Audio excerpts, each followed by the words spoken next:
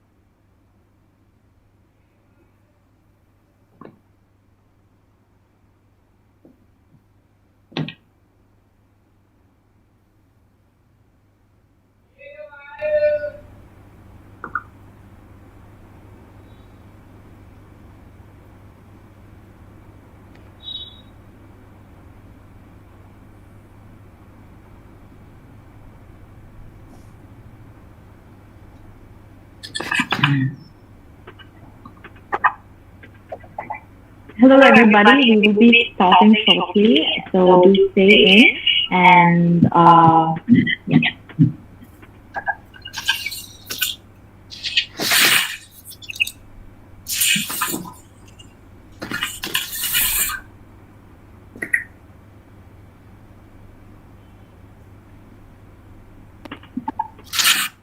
And there was a question regarding the certificate, e-certificate, and that will be provided as a link after the end of the session, so do wait for it.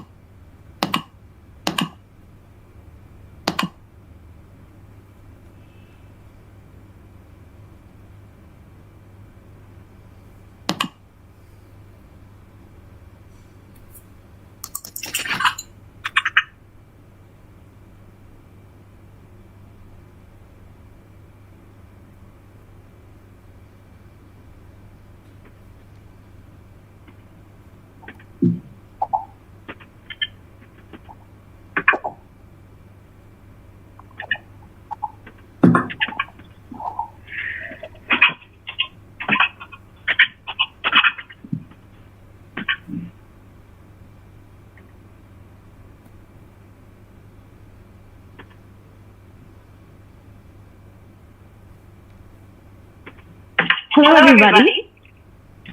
So we shall start the session right away, and here we go. Mediate Guru is a social initiative led by members across the globe.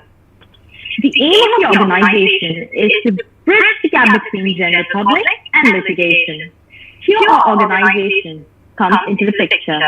We are creating a social awareness campaign for showcasing mediation as the future of alternative dispute resolution to provide ease to the judiciary as well as topics of general litigation.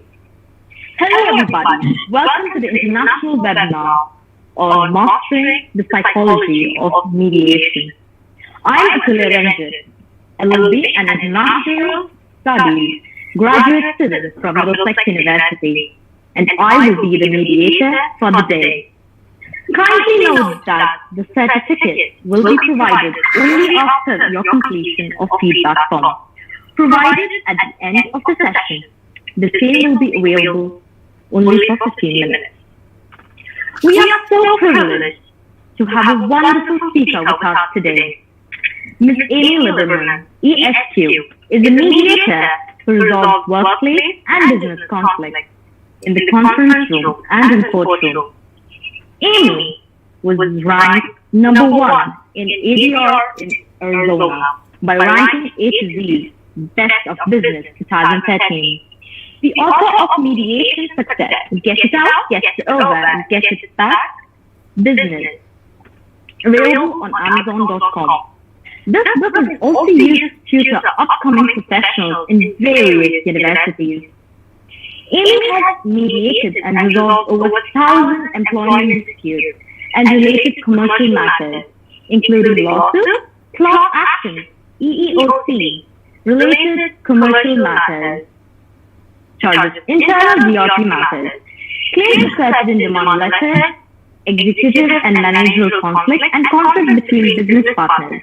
Ms. Amy advises and trains managers, human resource professionals, and senior-level executives on employment issues, resolution of workplace conflict. Ms. Amy is recognized both locally and internationally for her professional skills in resolving disputes. She has repeatedly been selected by her peers as one of the best lawyers in America in ADR. With this, now I would like to request Ms. Amy to kindly take the session forward and enlighten us. Thank you very much. I'm very pleased and honored to be with you and to help Mediate Guru increase the social awareness of mediation as an available option to resolve disputes both in India and around the world.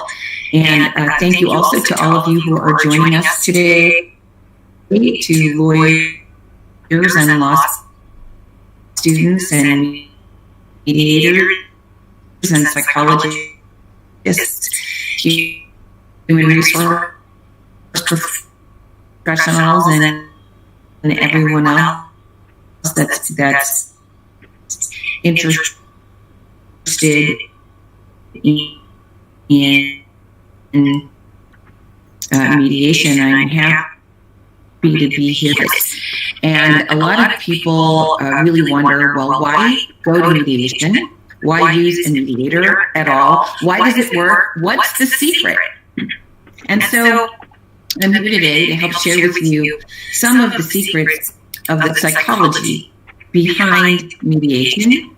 And so that knowing this, for those of you who are either mediators or advocates representing clients in mediation, what is it that you can know and so what I call the resolution triangle. So there are three aspects to resolving a conflict through mediation: position, process, and psychology. So the position is what you think about when you're in a conflict. In a court case, in a litigation case, it might be a financial demand. I want $100,000. The position is the what. What is the demand? What is this about? The other side's position might be, no, you aren't entitled to any money. We didn't do anything wrong. Or I think your claim is only worth 1/10 or $10,000 of what you think. That's the position. And that's going forward into mediation, someone's position. In a divorce situation, it might be, I want the house and I want the retirement, but I want the kids full time. And so those are people's positions, right? So what I've come to know is that it takes three different aspects to keep in mind when you're trying to reach resolution: position, process, and psychology. And when I talk about process, I'll talk about that a little bit more as we're going.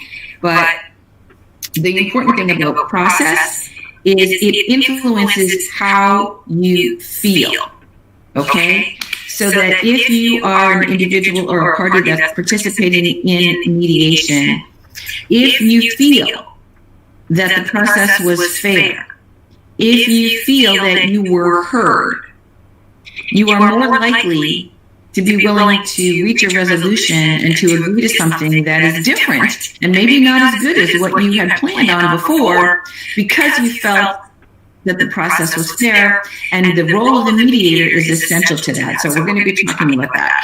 We're also going to be talking about process later on as what I call a conflict currency. It's one of the great 8 conflict currencies. Okay, the other aspect of the resolution triangle, the bottom of the triangle, you'll notice, is psychology. And that's really what we're going to be talking about today, the psychology of mediation. What influences psychology, what makes people feel better about it, and what you can do to help deal with those psychological issues. Some of you might recognize that fellow on the left-hand side of the screen. That's Sigmund Freud. Okay, I studied psychology when I was young, when I was in college, and it really helps in more right from and in terms of work today are, first of all, what I call the driving force of desires. Okay, that means that they're the reason to get. We're going to talk important of expectation.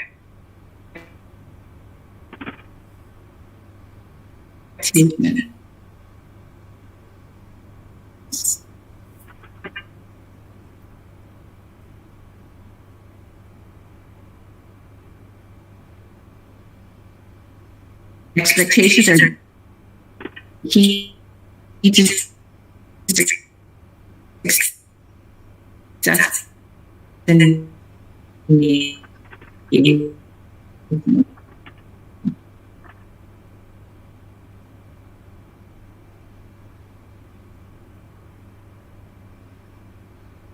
as I mentioned a moment ago, separate session, right? So we'd be together in a joint session. We would talk about the process and ground rules or ground requests, as I call them, such as allowing only one person to speak at a time and being respectful, and a few other things that I generally cover, and some opening remarks in mediation to set the stage for a successful session. Then typically we would break into separate session and the mediator would put people separately. Now sometimes in some types of mediation, almost all of the work is done in joint session. So some of these things will come out in a joint session as well. So it depends on the kind of mediation that you're doing, whether your work is going to be mostly joint session work or separate session work, and then you come back together. But regardless of the content and the substance and the type of mediation that you're doing, regardless of whether you're in joint session or separate session, these are the driving force of desires that repeatedly show themselves. The first and the most fundamental need that anybody has in any conflict situation is the need to be heard. Okay, the need to be heard. So that is one of the most essential roles that a mediator can fulfill, is to ensure, again, whether it's in joint session or separate session, that the person is feeling heard. The second and most important thing that people often need is the need for acknowledgement, right? And acknowledgement comes in two forms. The need to have acknowledgement that they're hurting, and an acknowledgement that they've been wronged. They feel like they've been wronged in some way, and that it's legitimate for them to feel that way. And acknowledgement of harm. If the other person has caused them some harm, they really need to make sure that that is spoken. And that's really the way that you acknowledge how somebody is feeling, is by simply the concept is called affect labeling, which is a fancy way of simply saying, speaking what it is that they're feeling. I can see that you're really upset. I see that you're really angry. These are things that we see as mediators. We recognize this, and yet we don't state the obvious. And it's very important to be able to do that because we have a fundamental need for acknowledgement. Also, apology. As many of you know who are practitioners, the need for apology is key. It is essential to the resolution of conflict. And so, if they'd only said they were sorry, I never would have filed this lawsuit. If they'd only tried to make it right, I never would have gone down this path. So sometimes it may be late, but a genuine apology, better late than never. It really does heal. Okay, the need for fairness. Sometimes people, they just want to get even, right? They want the other side to hurt as much as they do.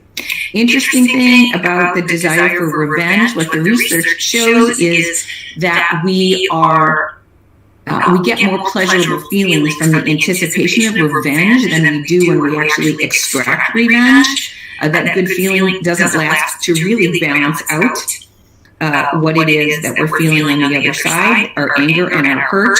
But the need for revenge, the desire for revenge is truly just a desire for fairness, right? I mean, you hurt me, I want to hurt you.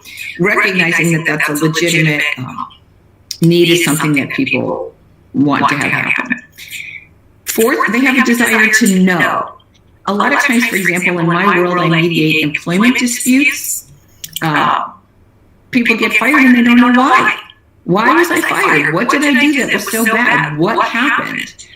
or simply to know what's behind the other side's position. Why are they taking the position that they're taking? I just want to know why. Sometimes, it's be careful what you ask for, because you might get it, and it turns out maybe you didn't want to know, but the need to know is really important.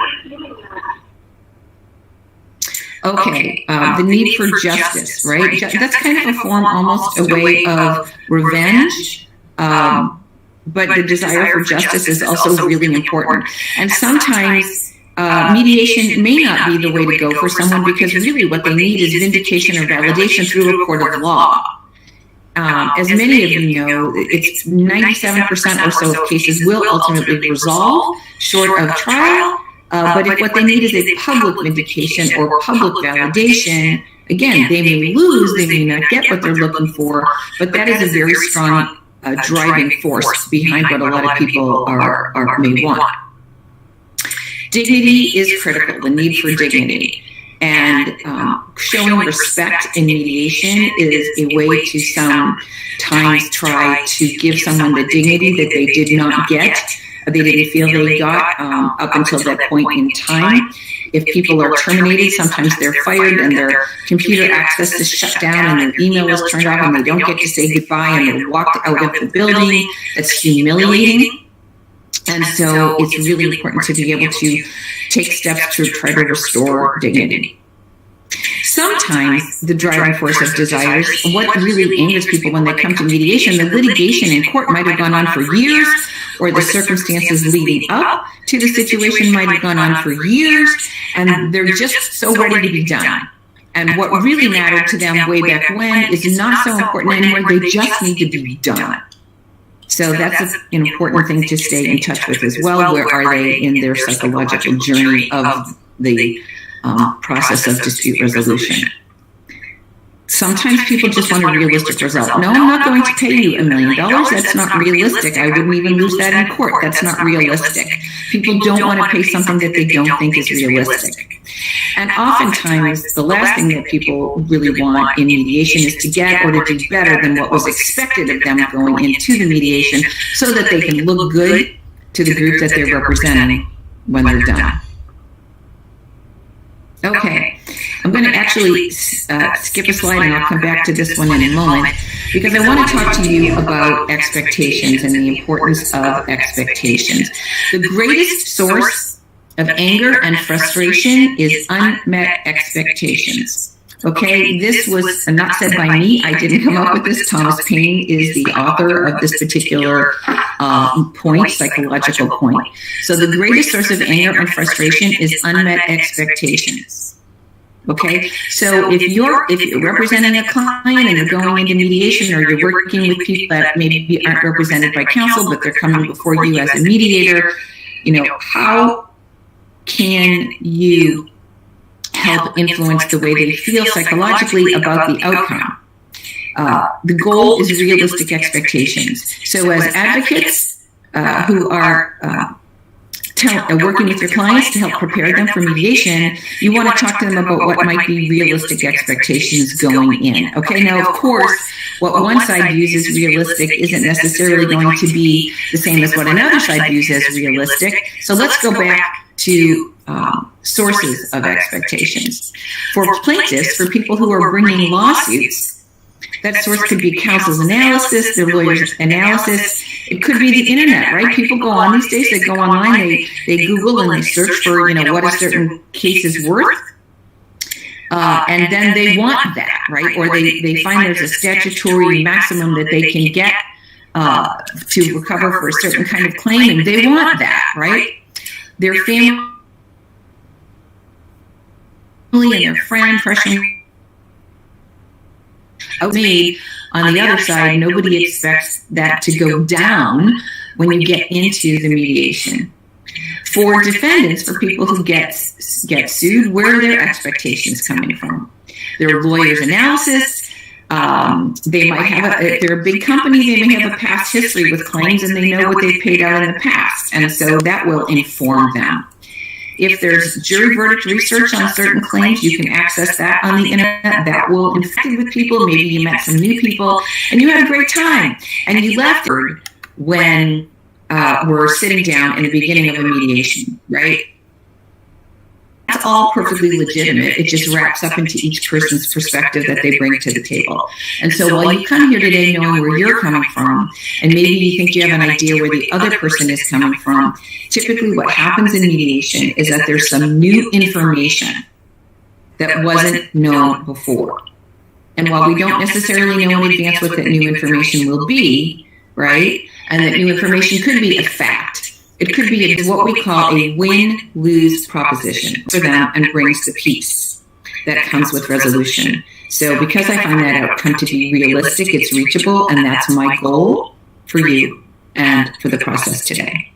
And when I share that with people, they tend to nod their heads and agree, even though I'm not asking them to agree, that seems to make sense as an outcome. So that later on in the process, a few hours into it, when one side says, I can live with that, then you know that you're there. All right. Let's now talk about an aspect of, 100,000, 10,000, 90,000, 20,000, 70,000, 25,000. You go back and forth, right? And if one side refuses to move, then the other side doesn't want to move either. So we feel better about it. And that is why going to mediation and exploring your positions and your whys and the reasons behind it and working for half a day or a day to try to reach a resolution, when you get there, it feels good. Okay, because you were able to not only explore the substantive aspects of it, but your opponent, right? Whether it's client to client or lawyer to lawyer, so you will dismiss what they want as being unreasonable. When you work with a mediator, if the mediator is a neutral party and is experienced and is respected, then you will not have an automatic devaluation to whatever the mediator might convey to you in terms of information or guidance or suggestion. That is one of the reasons why the process of mediation works. Okay? A trust relationship develops with the mediator and a rapport is built, and the mediator also can help you reset your expectations. Once the trust and rapport is established, if necessary, can share some information with you, whether it's coming from the other side or the mediator's experience, and can help people feel better about the process. Okay. A few more process points. Okay, we talked a little bit about the norm of reciprocity, okay, the give and the take and why it works. Demands, if someone just makes a demand and there isn't a give and take, for example, let's say they made a demand for either full custody of the kids, or they want the house, or they want their retirement, they want their job back, or they want a certain amount of money, they want somebody fired. If they make a demand and they go to mediation and they don't move from that position, how likely is there to be a resolution? Pretty much zero, because there's no reciprocity. There's no give and take, okay? So the norm of reciprocity is essential to conflict is painful, right? Okay, so you come into the room, and if it's your first time in the mediation setting, you're feeling anxious. You're just nervous, right? You're anxious. Okay. Hopefully the mediator makes some comments and some opening remarks that help to take your anxiety level down a little bit. I talk about some of those tips in the book. Your anger is bubbling up, your adrenaline is going to start flowing, and it's going to be coursing up. And it's the mediator's job to provide the acknowledgement, the validation of their feelings, not necessarily their position, right? You need to be heard. You need to have your concerns and feelings acknowledged, and then the legitimacy of those feelings needs to be validated before you can get on to problem solving. So it's the mediator's job to deal with the parties' feelings and emotions through those first three stages. They're anxious, they're angry, their adrenaline's going. Once then you start the information sharing process, hopefully what happens is that new awareness comes into being as people start saying, well, I didn't know that. That's news to me. Well, that changes things. And the statement that changes things, that changes my view, is an acknowledgement. Okay? So they're aware of new information, and then they will hopefully get to an acknowledgement that new information changes the way they're viewing things. They reanalyze. Now we're into the fourth line. They reanalyze. It causes a new analysis of their situation. And okay, maybe we can make an accommodation for that in terms of our demands or our responses or how we feel. And then they get going in an active participation in the potential ways to resolve the conflict and ultimately reach an agreement. So part of the role of the mediator, right? Remember, we go back to the first thing, the resolution triangle, the positions, the process, and the psychology. So this A list of stages, of these emotional psychological stages, it's part of the process. So part of the mediator's role is to recognize what stage in the process are you at. And if you have not been making enough progress, then maybe you have to go back to an earlier stage and say, well, maybe this person's anger is still there and I haven't adequately addressed the anger. Let's go back to that so we can work on that and decrease that. So that we can get the adrenaline level down, right? When the cortisol is flooding through your brain, when the adrenaline is rushing through your brain, the research on the neuropsychology of conflict and mediation shows that you cannot make rational, reasoned decisions. So that's why it's important as the mediator to be able to work with people to help their adrenaline level come to a lower level. Okay. As you are serving as a mediator, it's important to remember very helpful words. And word choice really does matter. I think if you look closely at the sign on the screen, you would think it should say, warning, trespassers will be prosecuted. But that's not what it says, is it? Take a closer look, right? Word choice really does matter. And all good mediators will learn that, first of all, it's much more important to ask questions than it is to tell. You act. I wonder if you might consider other non-monetary options that could work in this situation, right? So your statements are either preceded with a softer statement such as, I'm imagining that if you choose this course of action, it might have this impact on your life. Do you think? Yes? No? And you turn it into questions. Are you open to this? Would you consider that? One suggestion or idea might be, we could do this, but on the other hand, there might be another way to go. And part of your role as a mediator is to help people consider options. And your word choice is critical to this process, right? And so you can train yourself as a mediator or as therapists. Therapists know this, right? You know, to ask open-ended questions and to help people try to consider on their own where it is they're coming from and where it is that they want to go to with guidance and suggestions, as opposed to directives. In other words, the mediator's role isn't to tell people what to do, and this ties into the process, guys, and this ties into the psychology, okay? Because we don't react well when people tell us what to do. Sometimes, yes, there might be moments in time where there's somebody that you really trust and respect that you really want to say, please tell me what to do. But that isn't the role of the mediator. We don't tell people what to do. We try to be facilitative. We try to be evaluative, and once in a blue moon we may get to be directive, but generally speaking, the reason that we shy away from being directive is that people tend to resist when they are told what to do.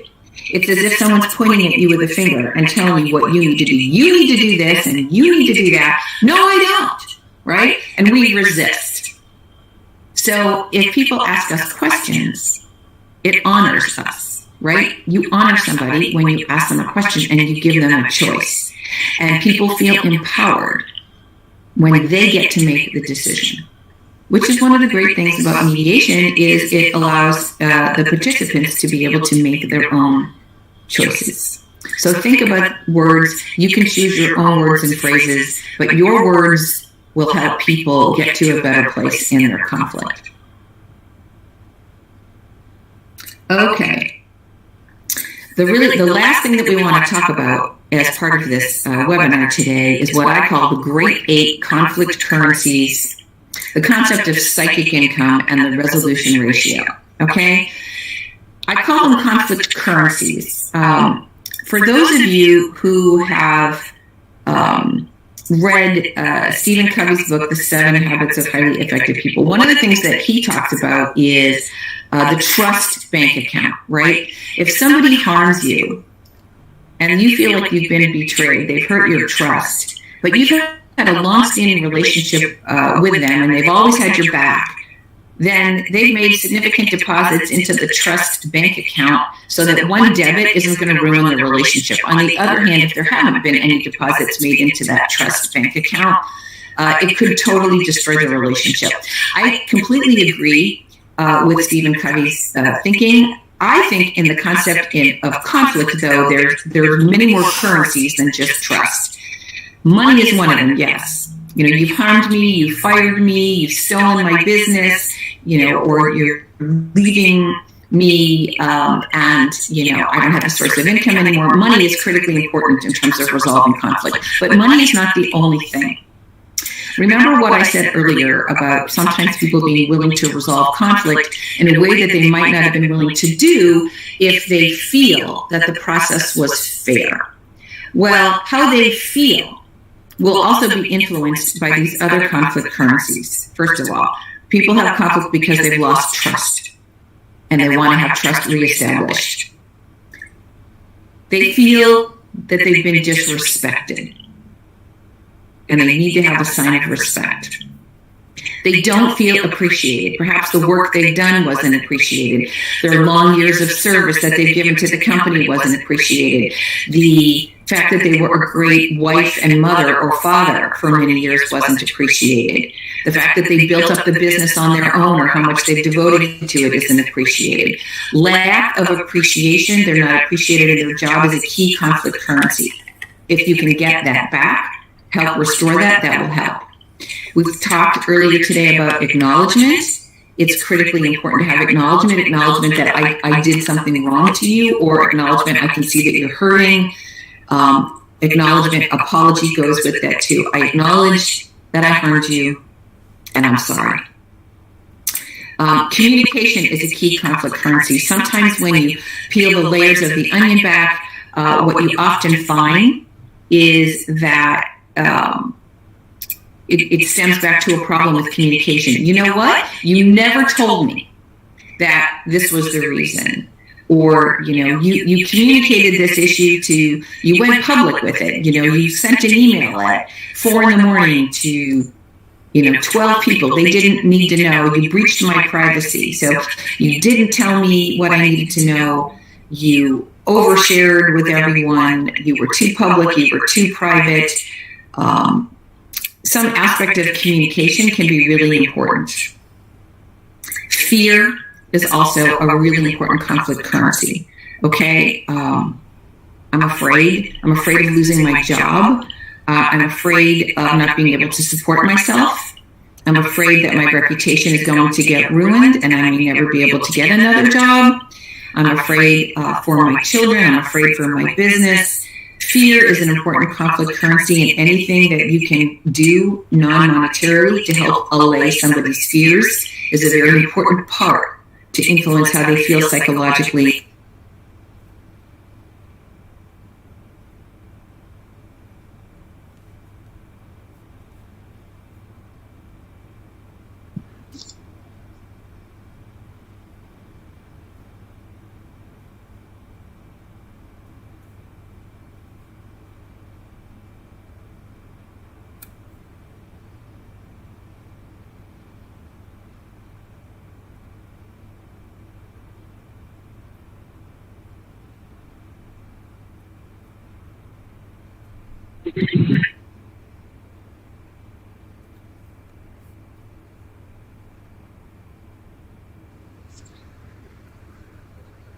Hello, ma'am. Your voice is not audible. Please on your speaker. Hello. She can't hear. Ma'am, you probably muted yourself. I think somebody else has muted her. However, like, I don't think she muted herself.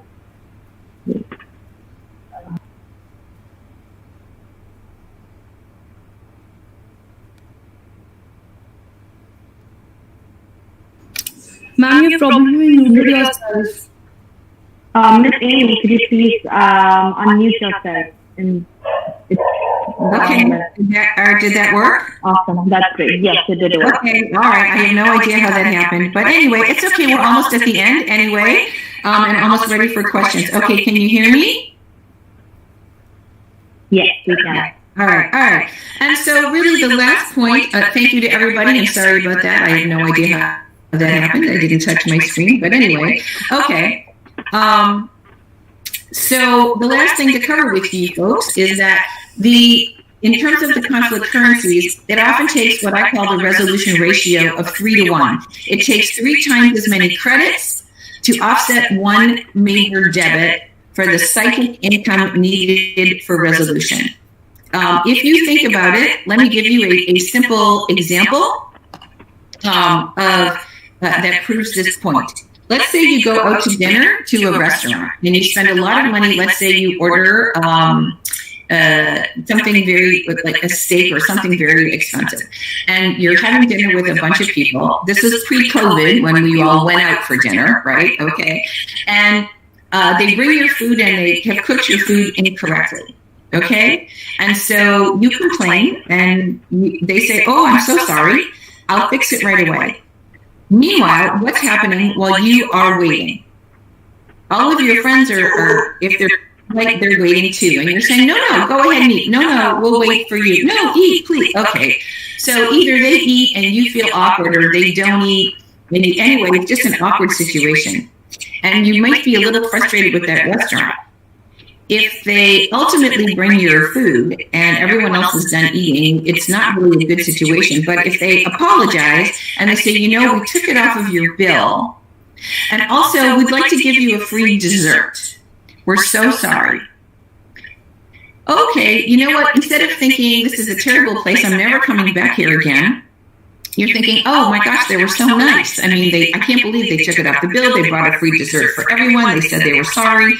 This is a great place. And so I would definitely come back here again, right? And that's a simple example, a minor example. In the United States, we can give examples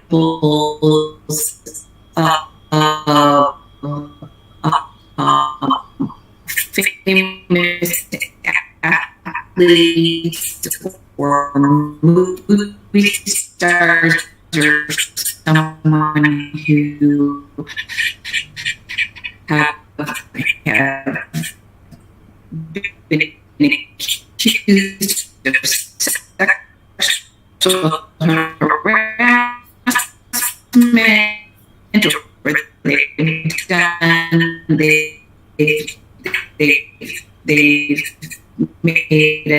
difference. When you are thinking about ways to help people resolve conflict, think of 3 to 1. Don't just think money. It's not how much money do you want? How much money can I pay? It's what else can we do? Can we say we're sorry? Can we go public with something? Can we make a donation? Can we change their termination to a resignation?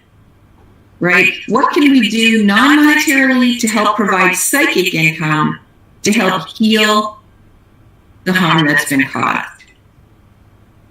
So I think that is it for the presentation, and should we see if anybody has any questions?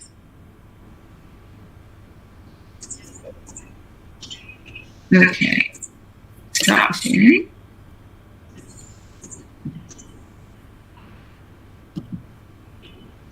Yeah, that's the wrong one. Hello? Hello? Should we start pouring? Should we? Yes, thank you so much, Ms. Amy. That was indeed an informative and interesting session. And to all, it would be extremely helpful if everyone doesn't share their personal information in the chat box, as well as sharing the screen during the session. So now, Ms. Amy, we could go towards the interactive session of question and answer. So the first question is, what are the roles of perception, assertiveness, attitude, mindset of mediator while facilitating mediation? The role of the mediator in terms of assertiveness and the mediator's attitude is essential to always be aware of the process, to be facilitative, to be evaluative if asked, but not too soon. Not ever too soon, right? Because again, if you start telling people what to do, you're going to meet with resistance.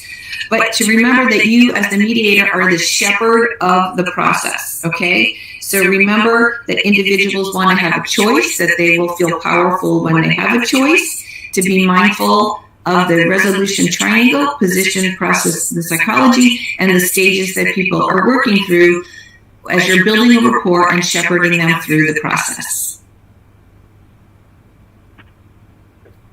That's great. So I will move on to the second question, which is how to identify a conflict and resolve it at the same time when an individual don't want to remember it again for the healing purpose and also as it gives pain to her.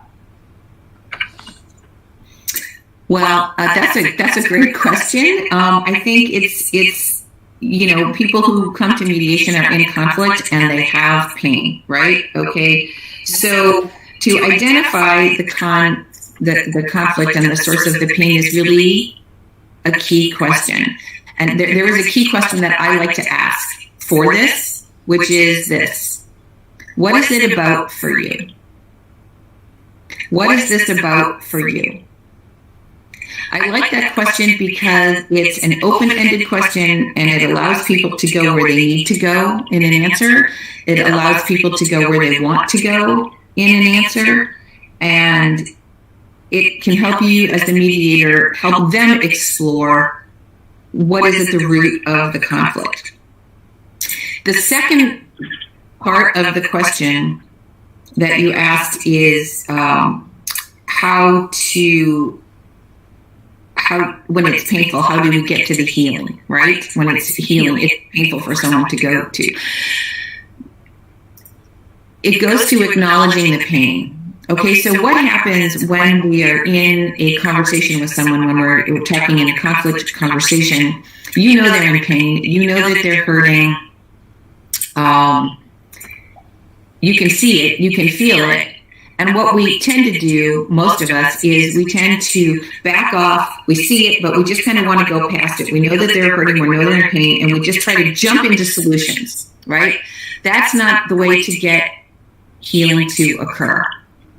The way to get healing to occur, and all psychologists and therapists know this, is to take a pause, take a stop, and say, I can see that this is really painful for you, right? I understand that this is frustrating, and let's talk about it. And you need to go there, right? You go there. You kind of take this sort of, I guess I would call it a Zen approach, right? You go there, jump into the pain, go there, stay with the pain for a while. Mediation is not psychotherapy. I got something on my screen here that said somebody else was presenting, so I want to make sure it's okay. It's not psychotherapy, but there's psychology involved in it, right? And so you have to be able to go to that place of pain with someone in order to be able to help them go through it. And speaking that pain demonstrates that we're listening, demonstrates that that person's been heard and understood, and acknowledging and validating the legitimacy of how they feel is really essential to help them move through that pain. Okay, that's quite interesting.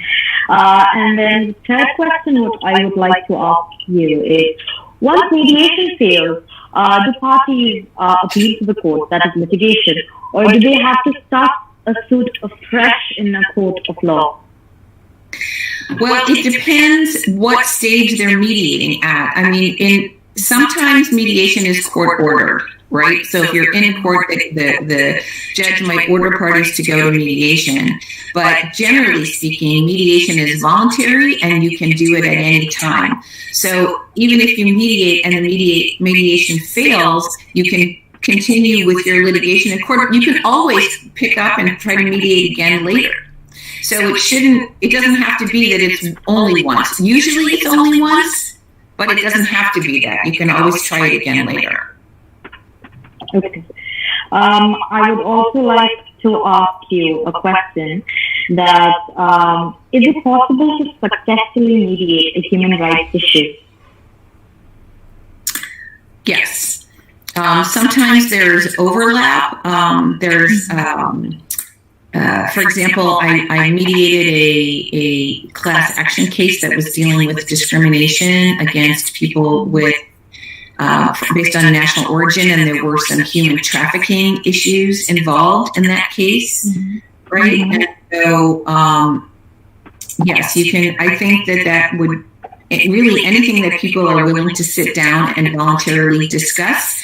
One of the things I didn't mention earlier on is that half of the mediations that I do are legal in nature, mediating legal claims, individual or groups or class actions, and the other half are individual conflict or group conflict in the workplace.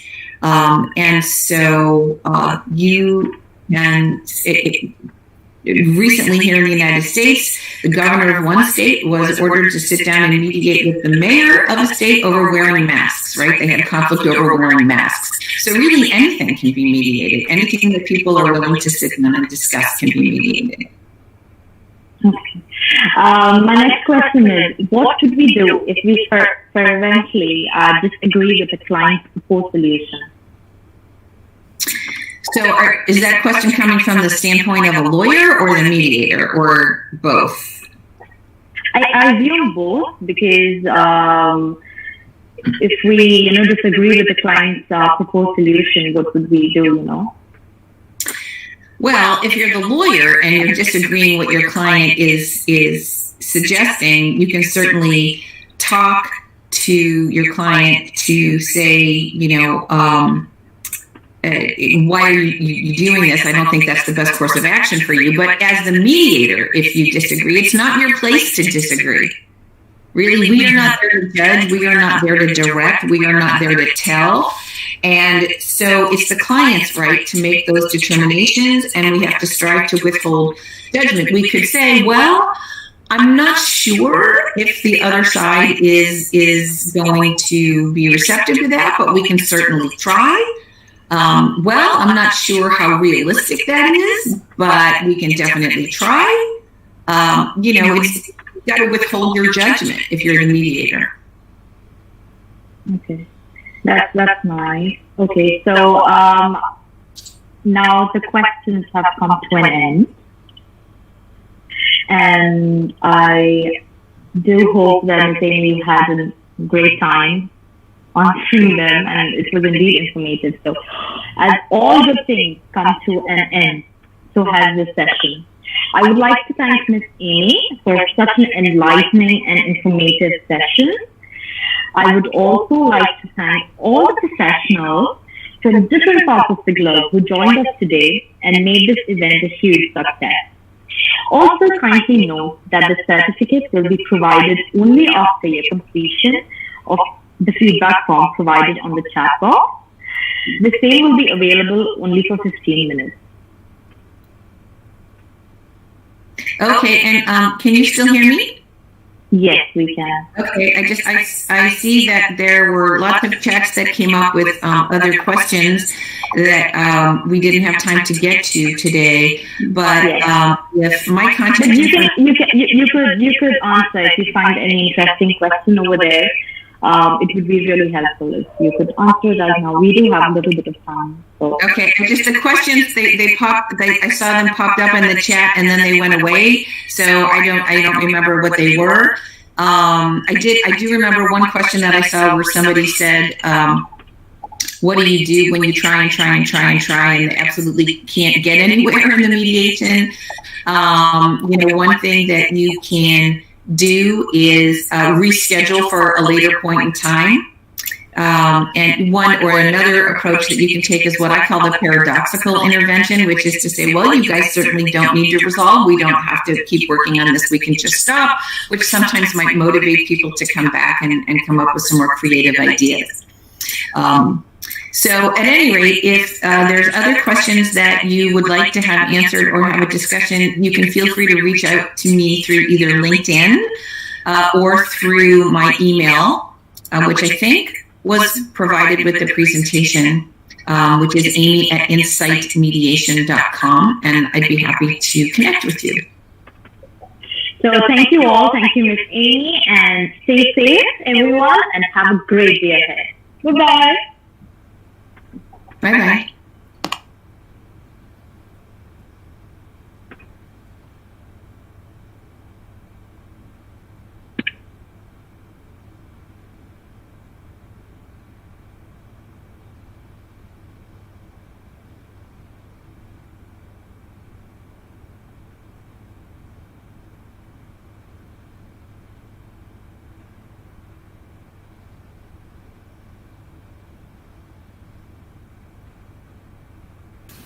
You got